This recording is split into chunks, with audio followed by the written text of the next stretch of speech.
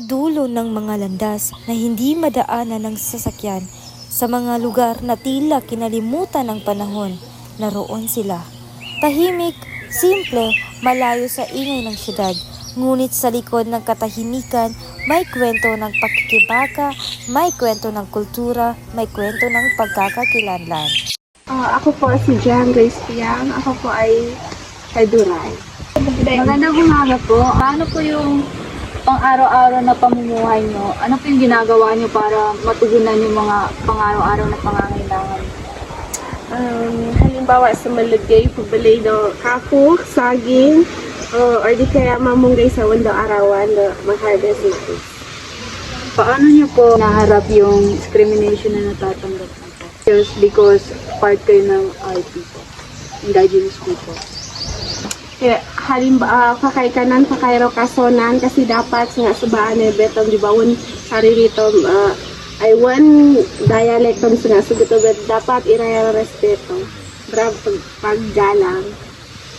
Tamang bulinan or sumiyaw de katong tribo dapat kasuhan ro kasi nga subaan beto ay nga sugatong one dialecton dapat irespeto bravo paggalang gud nga isguto. Isang ordinaryong umaga, isang hakbang papasok sa paaralan. Ngunit isang pagkakamaling hindi sinasadya ang nagbukas ng pintuan ng pangungutya. Sa mata ng marami, ang paaralan ay tahanan ng kaalaman, isang lugar kung saan tayo natututo, lumalago at nakikisalamuha. Ngunit para sa ilan, ito ay nagiging lugar ng takot, lungkot at pag-iisa. Bullying o pangungutya, isang salitang madalas palampasin pero malalim ang sugat na iniiwan.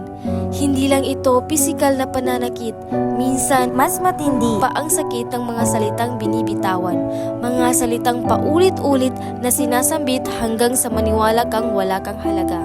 Masakit isipin pero minsan ang mismong sistema ay nagbubulag-bulagan, hindi nakikinig, hindi naniniwala. Siguro sensitive lamang siya, nagbibiro lang naman, ngunit sa mata ng biktima, ang biro ay trauma, ang tawag ng iba ay tunog ng sariling pagkawasag.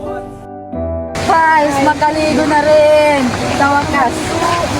Sarap maligo! Ay, ayan na naman ang mga tiduray na yan! Usip! Hindi pa magsilayas! Tiduray talaga!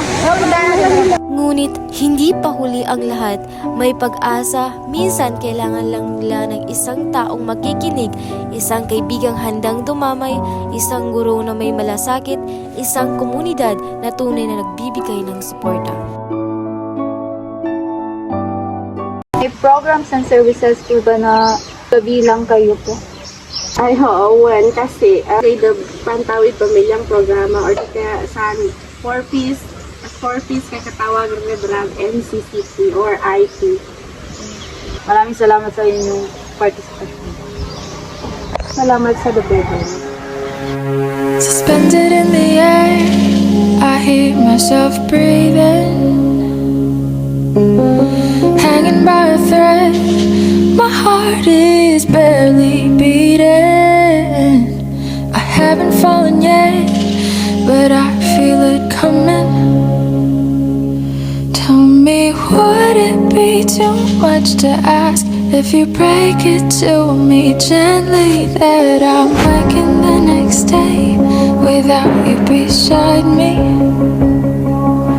And who I hold on to today, tomorrow will just be